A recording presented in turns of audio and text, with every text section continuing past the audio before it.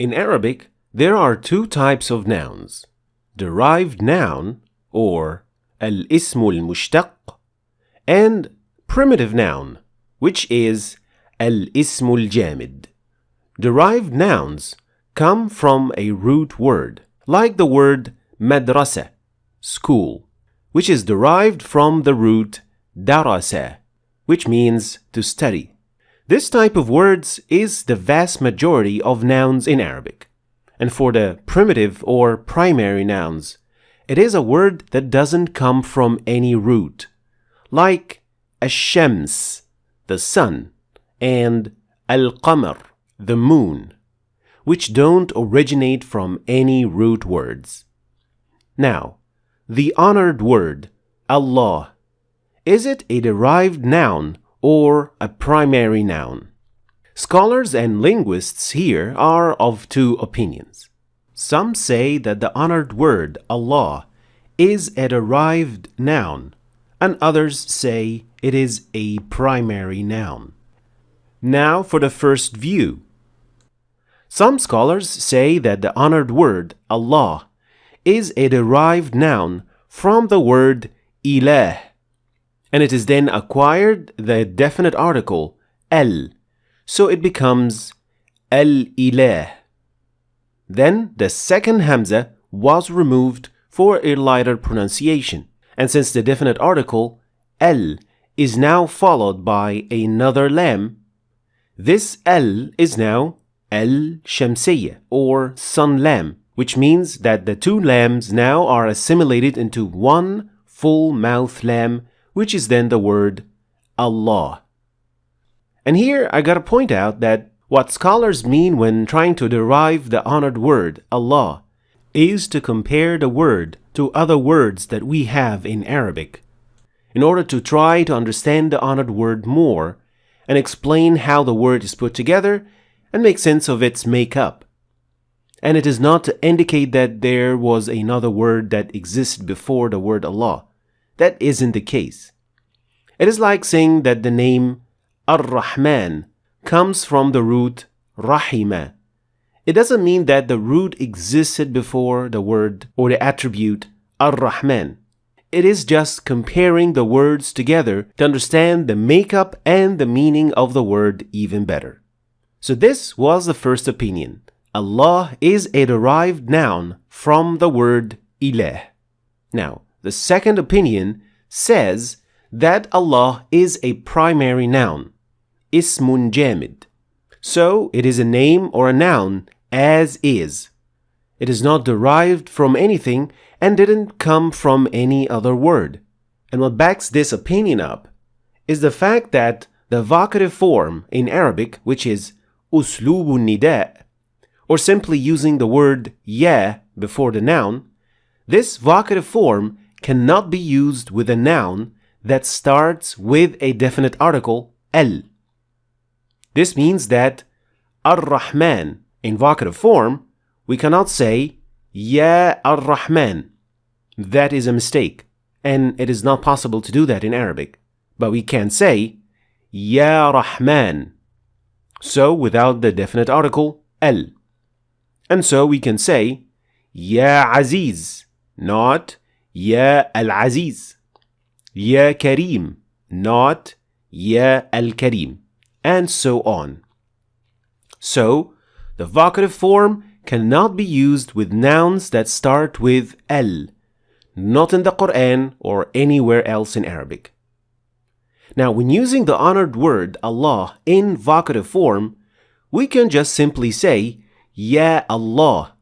That is perfectly fine, which shows that al at the beginning of the honored word Allah is an integral part of the word and not a definite article, lam shamsiyya, as the first opinion says, because if it was lam shamsiyya, we wouldn't have been able to say Ya Allah. That's why the al at the beginning of the honored word is not added, but it is an original part of the word. That was the second opinion. Allah is a primary noun that didn't come from any other word. And I personally lean more towards the second opinion.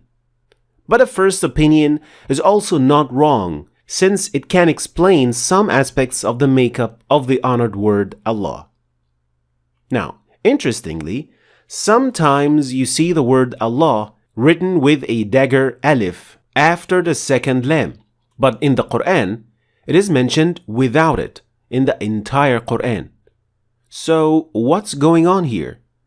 Does the honored word have a dagger alif or not? Well, the word Allah does have a dagger alif, simply because we pronounce it. We say Allah. We don't say Allah. There is definitely an alif here with a natural mad of 2 harakat. But in the Quran, it was dropped from the word Allah because of how often the word is used in the Quran. Others say that the word Allah doesn't have a dagger alif in the Quran to make it look different from the name of an idol that was worshipped in Quraysh, Al-Lat, which does have dagger alif in it in the Quran. أَفَرَأَيْتُمُ اللَّاتَ وَالْعُزَّى. Regardless of the reason, it is always better to stick to how it is written in the Quran. But if you do want to write Allah with a dagger alif, then that's fine too, and it is not kufr or anything. But it is better to stick with the version mentioned in the Quran. Another interesting thing about the honored word that you have to be careful with: the honored word Allah cannot be added to any other word or any noun, but other nouns or other words can be added to it. So we say Allahur Rahmanur Rahim. We can also say Allahul Azizul Ghafur. But we cannot say Al-Azizul Ghafurullah or Ar-Rahmanur Rahim Allah, since the honored word, as many scholars believe, is Allah's greatest name. Therefore, it is a mistake to add the word Allah to any other word or any other noun. The word Allah is made up of 4 letters: Alif, Lam, Lam, Ha. And of course, don't forget about this symbol, which indicates the existence of an alif that is not written. The first alif is lightly pronounced, as in the word at, so it is not a full mouth ah, but a. Second and third letters are both lam, which are pronounced as a full mouth dark L, as in the word luck. So we say Allah, Allah, not Allah. So the first alif is lightly pronounced and the lam is full mouth. On top of the second lam there is this symbol which indicates the existence of an alif afterwards. That's why we say Allah, not Allah. Now let's have a look at how the word Allah is pronounced in the middle of an ayah. If Allah is preceded by fatha, dhamma, or sukoon, you pronounce it normally as we've just indicated, like in these examples. Inna Allah kana afuwan ghafura. وَاعْبُدُوا اللَّهَ وَلَا تُشْرِكُوا بِهِ شَيْئًا فَأُولَئِكَ يَتُوبُ اللَّهُ عَلَيْهِمْ. Now, one more thing to keep in mind is this sign on top of the alif, which indicates that this alif is a hamzat wasl, which is not pronounced if you keep on reading. So we would say وَاعْبُدُوا اللَّهِ, not وَاعْبُدُوا اللَّهِ, because it is a hamzat wasl. But if for any reason you start at the word, you will normally pronounce the alif and you would say Allah kana afuwan ghafura. Now, if the alif is preceded by kasr or any tanween, you pronounce the L in Allah lightly or empty-mouthed, as in the word lit. So you will say illa instead of Allah, like in these examples. وَكَفَى بِاللَّهِ حَسِيبًا نُزُلًا مِّنْ عِندِ اللَّهِ. So as you can see in the first example, the word Allah was preceded by ba that has kasr, so we say billah. And in the second example, the word Allah was preceded by dal that has kasr, so we say indillah. Another set of examples. لِمَ تَعِظُونَ قَوْمًا اللَّهُ مُهْلِكُهُمْ قُلْ هُوَ اللَّهُ أَحَدٌ اللَّهُ الصَّمَدُ. Now, as you can see in this example, the word Allah was preceded by the word قَوْمًا, which has tanween fatha. So when we continued reading, we said قَوْمًا اللَّهُ. And in the second example, the word Allah was preceded by the word أحد, which has tanween lam. And when we continued reading, we said أحد الله الصمد.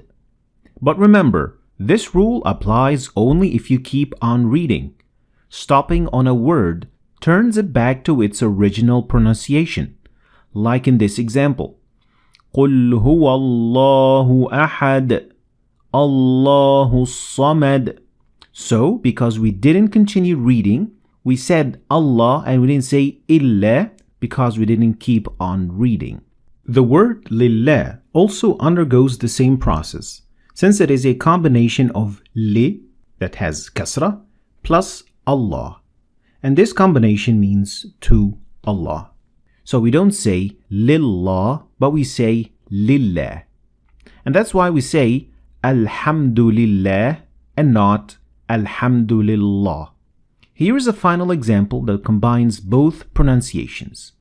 وَمَاذَا عَلَيْهِمْ لَوْ آمَنُوا بِاللَّهِ وَالْيَوْمِ الْآخِرِ وَأَنفَقُوا مِمَّا رَزَقَهُمُ اللَّهُ وَكَانَ اللَّهُ بِهِمْ عَلِيمًا. So, Allah, the alif is always lightly pronounced or empty-mouthed, as in ah. And the L in Allah is always full-mouthed, except when it is preceded by kasr or any type of tanween. Thanks for watching.